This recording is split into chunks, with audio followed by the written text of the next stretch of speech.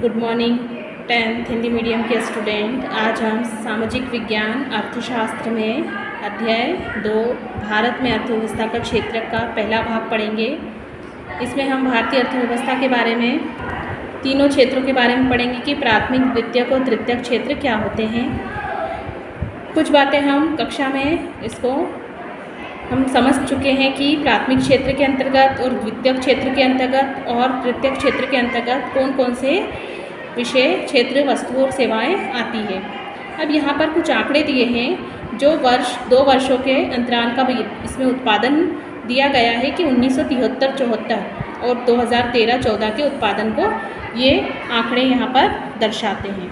देखो 73 से 74 में सिर्फ यहाँ तक ही इस आंकड़े को दर्शाया गया है, मतलब इसकी तुलना में देखा जाए तो 2013-14 में उत्पादन ज़्यादा अच्छा रहा, यानी 40 वर्षों में कुल उत्पादन में कितनी वृद्धि हुई।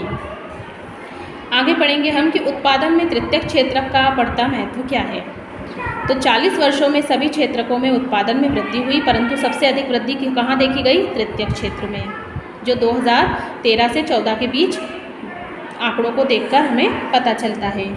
प्रथम, किसी भी देश में अनेक सेवाओं जैसे अस्पताल, शैक्षिक संस्थाएं, डाक, तार सेवा, थाना, कचहरी, ग्रामीण प्रशासनिक कार्यालय, नगर निगम, रक्षा, परिवहन, बैंक, बीमा कंपनी, ये सब आवश्यकता हर देश को होती है। ये सारी किसी भी देश की बुनियादी सेवाओं के अंतर्गत आती है। किसी विकासशील देश में इन सेवाओं के प्रबंधन की जिम्मेदारी किसको उठानी पड़ती है? सरकार को। फिर देखते हैं हम जब द्वितीय क्षेत्र में, तो कृषि, उद्योग के विकास से परिवहन, व्यापार, भंडारण जैसी सेवाओं का विकास होता है। और प्राथमिक और द्वितीयक क्षेत्र का विकास जितना अधिक होगा और सेवाओं की मांग उतनी ही अधिक होती है।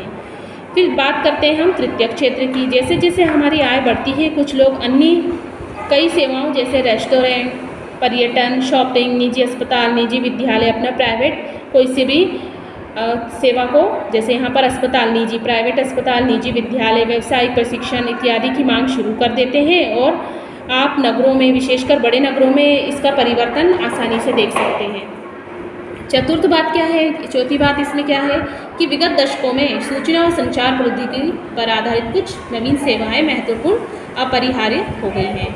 इसका उत्पादन तीव्रता से बढ़ रहा है। इसके बारे में हम पढ़ेंगे अध्याय 4 में। तो आपको याद रखना चाहिए कि सेवा क्षेत्र की सभी सेवाओं में समान रूप से समृद्धि नहीं हो रही।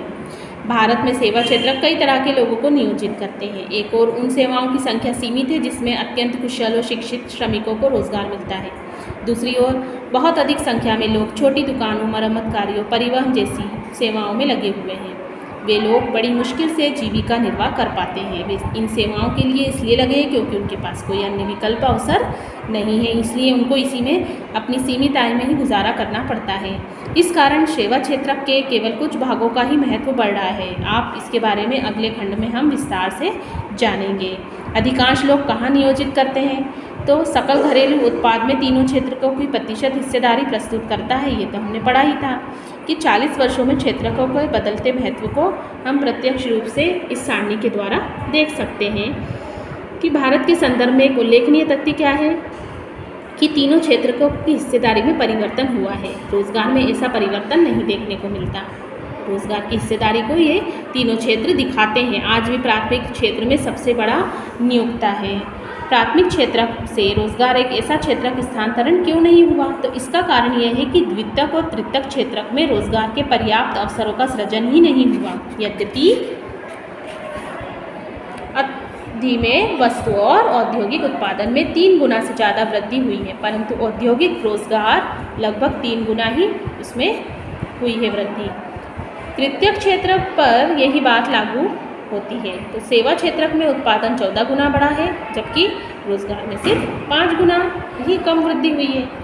देश में आधे से अधिक श्रमिक प्राथमिक क्षेत्र में आते हैं। मुख्यतः इसमें क्या आता है? कृषि क्षेत्र, जो इसमें काम कर रहे हैं। ये सकल घरेलू उत्पाद का योगदान का 1/6 भाग है। तो ये योगदान लगभग क्या है? 1/6 भाग है। इसकी तुलना में द्वितीयक और तृतीयक क्षेत्र का सकल घरेलू उत्पाद में बाकी हिस्सा है, परंतु ये क्षेत्र कम लोगों को रोजगार प्रदान करते हैं।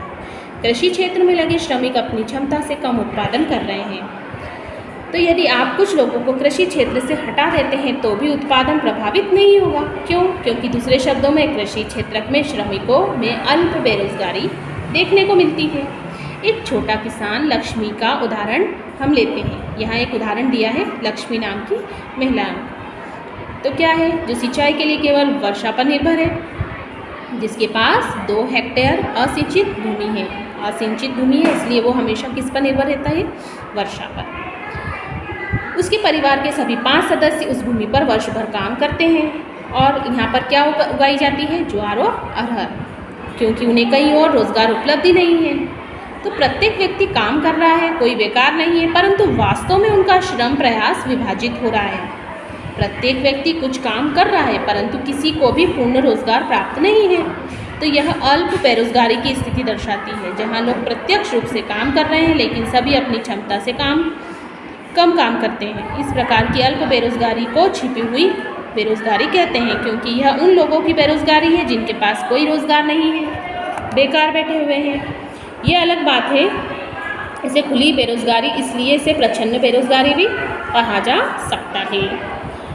अब मान लेते हैं कि एक भूस्वामी सुखराम आता है, अपनी ज़मीन पर काम करने के लिए लक्ष्मी के परिवार के 1 या 2 सदस्यों को भाड़े पर ले जाता है। अब लक्ष्मी के परिवार को मजदूरी के द्वारा कुछ अतिरिक्त आय प्राप्त होती है।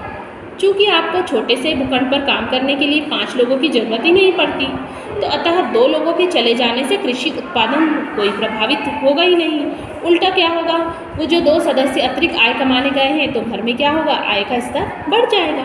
तो दिए गए उदाहरण में 2 सदस्य किसी कारखाने में भी काम करने के लिए जा सकते हैं। एक बार फिर परिवार की कमाई में वृद्धि होगी और वे लोग अपनी भूमि से पहले जैसा उत्पादन करते रहेंगे।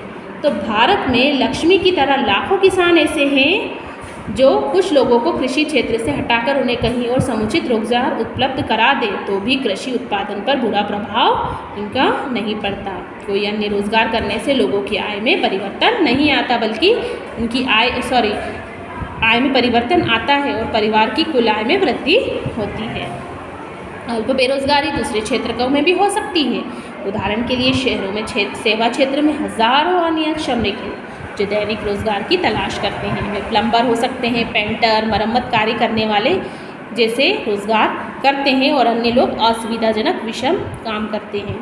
उनमें से कई रोज़ाना काम नहीं कर पाते। इसी प्रकार हम सेवा क्षेत्र के कुछ लोगों को सड़कों पर ठेला खींचते, कुछ को चीज़ें बेचते हुए देखते हैं, जहां वे पूरा दिन बिता देते हैं परंतु बहुत कम कमा पाते हैं। वे यह काम इसलिए कर रहे हैं क्योंकि उनके पास कोई बेहतर अवसर ही नहीं है और उन्हें ये काम में क्या मिलती है? आय मिलती है।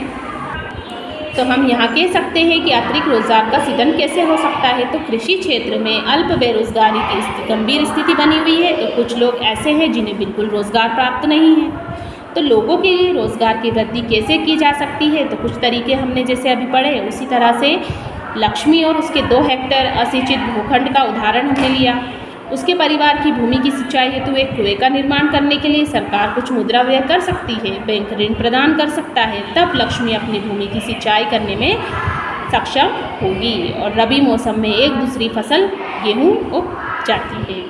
तो हम मान लेते हैं कि 1 हेक्टेयर गेहूँ की फसल 2 लोगों को 50 दिनों यानी बीज डालने, पानी डालने, खाद डालने और कटाई के काम तक रोजगार प्रदान कर सकती है। तो अतः परिवार के 2 सदस्यों को अपनी ज़मीन में रोजगार मिल सकता है। अब मान लेते हैं कि ऐसे कई खेतों की सिंचाई के लिए एक नए बांध का निर्माण किया जाता है और एक नई नहर भी खोदी जाती है।